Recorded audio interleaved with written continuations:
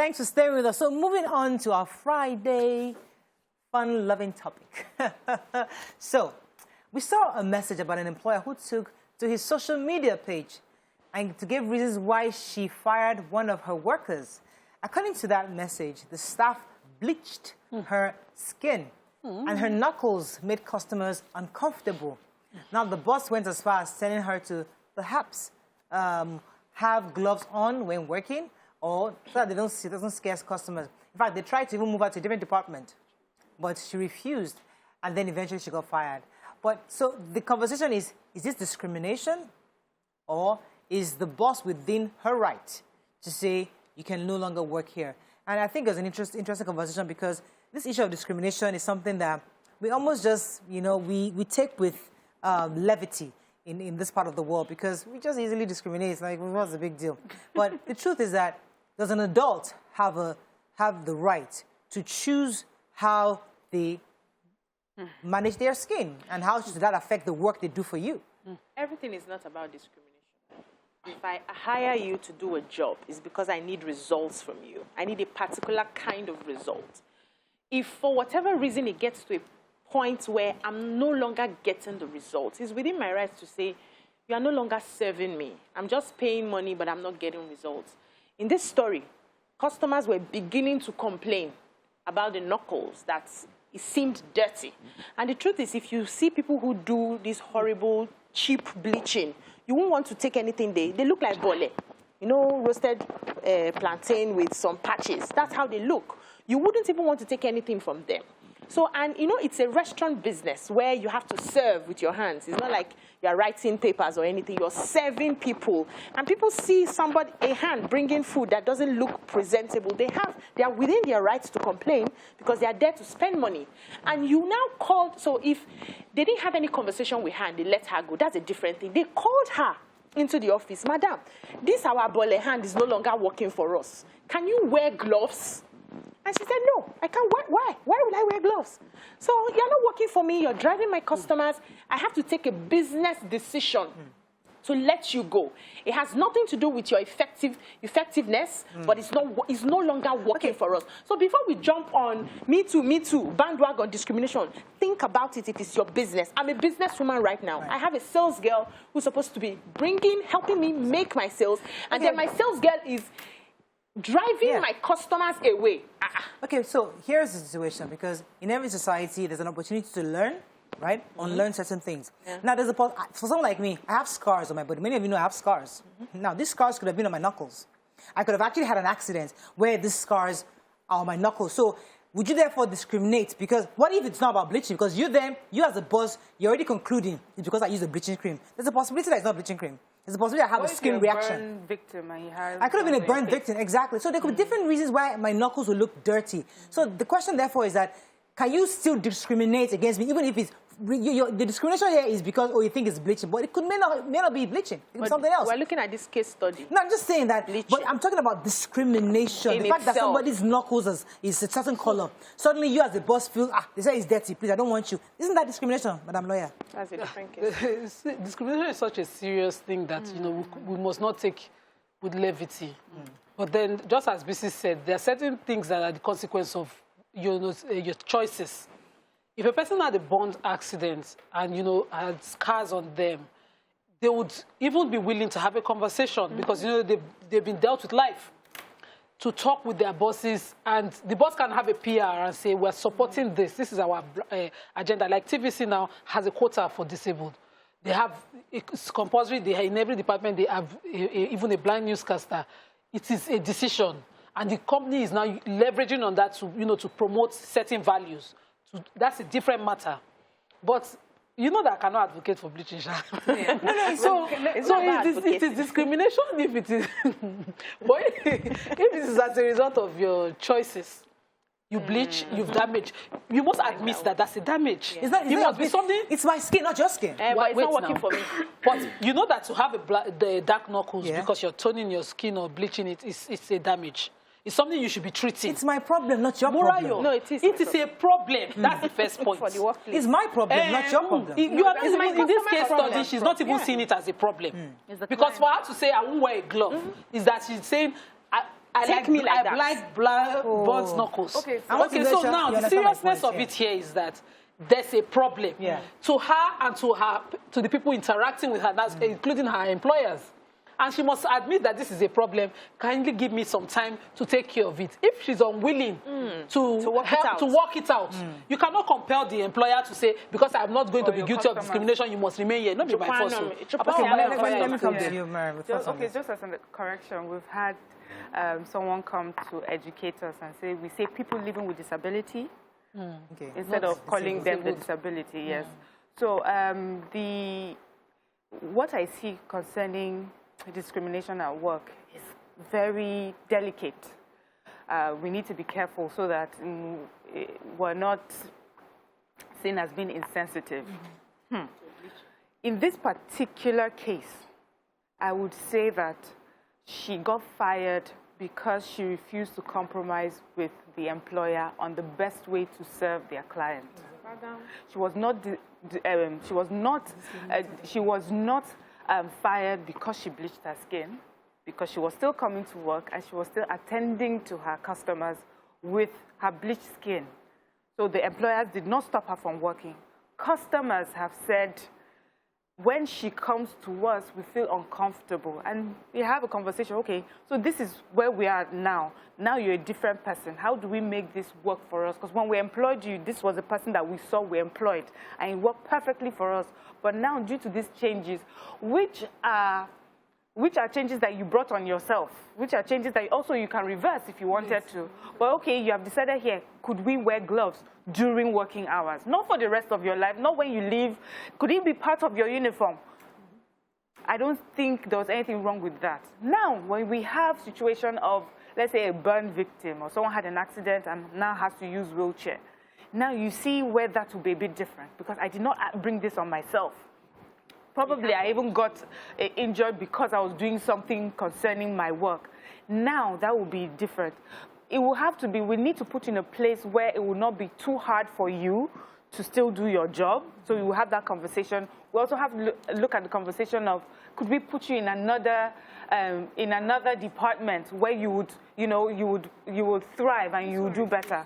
But there are also discrimination where people get pregnant, where people are not given promotions, because this is a woman. She's young, she just got married. She's going to get pregnant in another few months. I'm not going to give her this particular. That is discrimination, because you're assuming that she will not be able to carry out her duty because she's pregnant. Pregnancy is natural. Many people have been known to go to work until they have their baby. So when it comes to workplace discrimination, it has to be looked at case. It has to be case specific. Yeah. Okay, so I'm going to go on a break now, because the truth is that in different parts of the world, somebody can argue this in court and say, listen, my employment letter that you gave to me asked me, my job is a waiter, to serve. You didn't tell me this is how I have to look or a certain way. That means maybe my skin has to be a certain way. My engagement letter said this much. And as long as I am actually adhering to what the terms of my engagement is, you have no right to sack me. This could be taken up in court. Let's go on a break. When we come back, we'll look at this. Stay with us. We'll be right back. I will look for something.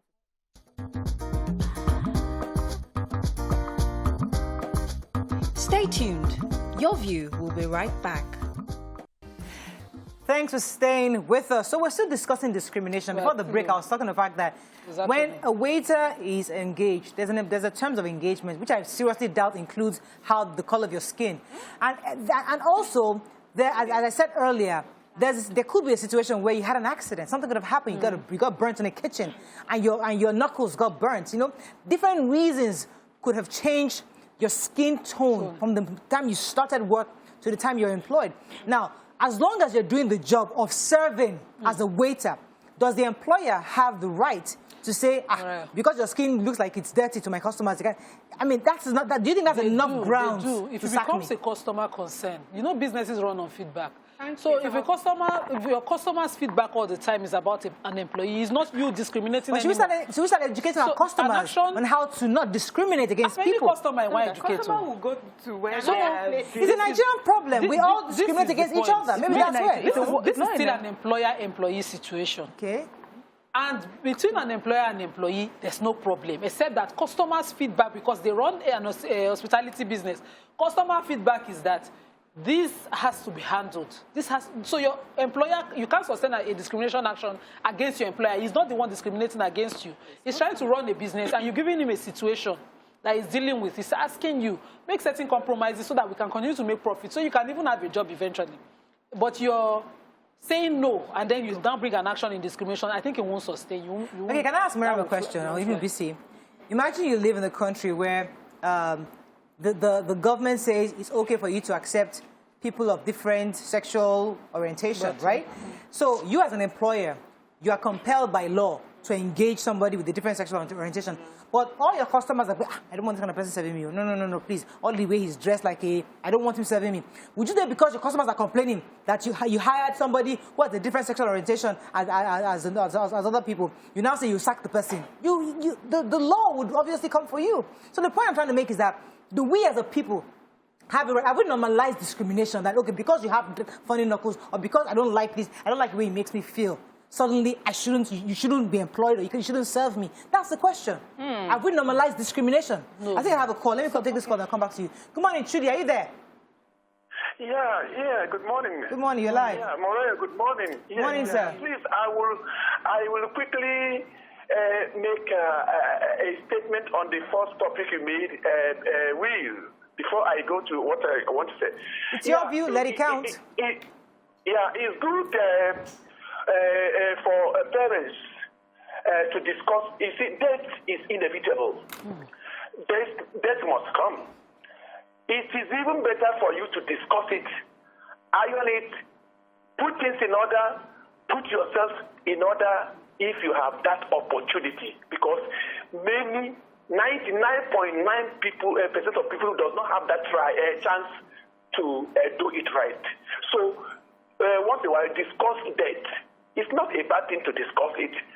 You are discussing it to iron things out, get things ready, because you don't know when it will come.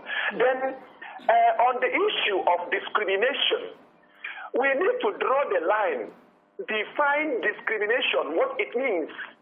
It could be by my language, I am Igbo, you are Yoruba, you are Hausa, your color of the skin, your certificate, and blah, blah, blah, blah. Those ones, but whereby you have a scale. You see, I know about business management. In business, like Obia Jones said, your client first. Your client is, the first person that you will listen to. Okay, this lady has cares on her body, and you, the director, you noticed it, but you didn't want to talk about it. You are comfortable with it, but the moment your customer starts talking about it, then there is danger. Remember there, your business will go down if your customers start leaving. If she is chasing the customers away with what the customers are seeing, your business is going to end. Right. Okay. Let me come make an attempt to answer your question with a question. So let's take, for instance, this restaurant is a family-oriented restaurant where we cater to the family. So parents will come in with their children to have snacks, to have food, and there's the restaurant has a certain value that attracts parents to come in with their children. They'll have family time, and all of a sudden, one of the waiters decides to pierce the nose, put tattoos, and starts, dressing differently from how they started. We had our code of conduct when we started this job, and all of a sudden you have broken all those rules. And because personally, maybe it's my business, I do not have a problem with it personally. And then I call you aside and I say, and customers start complaining that we can't bring our children anymore to this place. So why is this person studying like this? Why is that person? And I call you and say, this is what my customers are saying. This is a family-oriented business. Is there any way you can hide some of this tattoo when you come to work so that you can serve after work you can go back? And you say, no, this is who I am now. This is my calling now. This is what God has asked me to do right now. And see, you are driving my customers. Right. So you are not a team player. You are disobedient. You have flawed the laws of my company, and I can let you go. I totally agree. Take me anywhere you want to take me to. I will bring my own books. So totally agree with you. If you've defined your restaurant as a family-oriented, and it will be in your terms of engagement. Okay, in this place, so because children come here, you can't wear bikini. Yes. Because children come here, you can't do this. Yeah, it will be very clear. But where it's not clear, you didn't say I shouldn't use anything on my skin. This one will be clear. You can come. No, it will be clear now. In your own letter of engagement, they put you will not breach your skin. We're talking about hospitality business. We know it's about packaging and the way we look. Service. You're a model. You're supposed to be wearing size 0, size 4 dresses. And then you come back, you say you went on holiday and came back in size 10. 16. Until you cannot run on my runway. And then you take me to the court and say that they discriminated against me because I changed my size. Until you will not be able to wear that. So now you're also talking about maybe we're taking discrimination. As a people now, how are we taking discrimination? Now that's another conversation. And that conversation is showing in the way we even look at fashion. So now what we have is, like in the modeling industry, we're having the modeling industry open up its doors to plus-size women. You know, we're having them walk the runway. We're having people now thinking about how we discriminate differently. You look at someone with bleached skin, it should not be about the person is irritating me. It could be a problem that, you know, can be solved. So we need to, as a people, also become more sensitive and more respectful of people's differences. And decisions. My decision is to pierce my ears. And listen, and it's not working for my company. That's my decision also. But we have we're talking about case being case specific. Imagine you were a banker. Imagine you're a teacher. Yes, it's in your level of engagement. Yes, that's what I'm saying. It's case specific. But when we talk about hospitality business, we're talking of appearance. Yes. Okay, let me take Dr. Moya. She's been holding for a while. Good morning, Dr. Moya. Are you there? Good morning. Happy weekend. Yes, happy weekend. Yes. I'm completely with Uju, and I understand why she's so passionate about it, because she has a business. Yes, and so she knows what is at stake, what is involved. In every business, the priority is the customer's feedback. If they are happy with you, the rate at which they are happy with you is how your business will increase. If they are not happy with you, they will not come. So it has nothing to do with emotions. If you had an accident before getting employed, it's a different case. But for some reasons best known to you, decided to bleach your skin, and the employer was even fair. He even said, okay, so you will wear hand gloves just for a period of time. After you leave your work, once you get out of the gate, if you pull it out, there's no issue. Even me myself, in the place where I work as a lecturer, my boss calls me that I should remove my nose ring.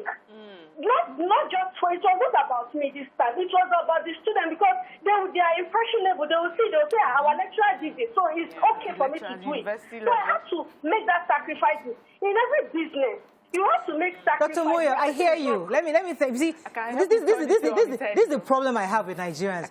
We know when to accept the international Western culture, because the truth is that if you have a nose piercing, you can be a lecturer. In fact, we've seen pastors, on the pulpits abroad where they have tattoos. But so when we want to do discrimination, we know when to flip it. Once you say that's abroad, but there are days where you want to flip it over and say, oh, now why can't we be like them? So the point is that, please help me. You're in Nigeria, you go abroad, and then they tell you cannot serve in a particular restaurant because you're black. Simple. Because you're black. The customers, they don't say because you're black, but the customers just don't feel comfortable when it is you in particular who is different. That is the normalizing discrimination. For us, it's normal. Why would you come with your black knuckles? So you're discriminating against somebody with black knuckles. If you want to bleach, it's not your business if I bleached. Bleach well. If I bleach, it's not your business, because it could have been anything else. And my bleaching is my own bleach. It's not your bleaching. My bleaching doesn't affect me. It affects you. It's affecting me because you did not bleach it well. Bleach well. Simple. Nima, bleach please. well. I have to run. Go ahead. So the line to sustain a discrimination action is to be very clear about it. If it's not working for your business, it's different from when it's not working for you. So a person is biased. I just see more. Okay, let me use a quick example. You see my hijab, you don't like it. Exactly. You've not known me. I've not worked with you. You're not talking about my competence or how it's affecting your business growth. So when it's affecting your business growth, it's a different matter. So as a business owner, your willingness to move to another department is not discrimination. Your willingness to compromise and say, wear a glove, you have not discriminated. but you're trying to grow a business and still keep in employment somebody that, you know, affects your business. So if a hijabite is my waiter and my customers are saying, I don't want a hijabite, she might be competent as an accountant, but some people will just come and say, how can you be an engineer? I have a lot of hijabites in STEM. And somebody will just come and say, how can you be? No, because I suffer it. Yes. Some people will just go and say, how can you? How can you be a lawyer? on TV, you remember, you got being on TV, comments and all of that. So discrimination is something that has to be very clear. So TVC is not the one discriminating here. It is a person's bias. So should TVC now say, because our viewers don't like a hijabite on TV, please move her? Yes. TVC cannot say that because they have a company policy. This is this point. If TVC now says, while I was being auditioned, that, oh, you're very competent, you qualify, we see your certificate, but we're not taking you because of the hijab, that's clear discrimination. That's discrimination. Okay, yes. That's a discrimination. Auntie, calm down. If we juxtapose this to what we're talking about, No. you have been calm down. There are two scenes. Yeah. Before you got employed, you're discriminated against, Abby. I'm saying in this scenario, you've been employed Already. And they saw you as a hijabite. Okay. Suddenly our viewers are not saying, why is the hijabite on set? Please remove. Will I now say because will I now say because the viewers don't like a hijabite and remove her? That's what happened. Because my customers don't like your knuckles. Because the customers don't like your knuckles. Yes. The growth is what the company will look at. Yes. So, and if the company enjoy the growth, why would they do? If my sponsors are saying I cannot put money in that show because there's a hijabite there, would is that a discrimination? And the ratings of the show drops. And viewers stop watching it. Would I not remove her? But if it does, you have to show it clearly. You have to show how it affects your business clearly, not based on your personal bias. Because I would take an action against TVC if it happens. Yes. Don't doubt it. We're making so when we get to court, TVC has to be able to show the books and say this is how it affected our work. So it's not about one person I met. So Mariah was asking a question that sometimes this discrimination, is it really about those things or the mindset that we need to change? When we now, the employer should have taken a step and say, this is one of our very hardest working waitress here, and she serves you just well. Your food is still served warm, your food is still served cold, and she's on time. So forget about how she looks. I insist that she keeps serving until you get used to her. Because we have seen it happen, let's say in your case. Yes. When you joined, you were the first hijabite to have joined the show. And for some people, it was a shock. Like, what would we have? And it took some getting used to. So TVC took a stand. She is here, she's competent, she makes intelligent she has intelligent points of view. We have her. And now we have people that love you because TVC did not allow itself to be pushed aside, but be pushed because of people's discrimination. I have to go on a break. When I come back, we take the calls and we stay with us. We'll be right back.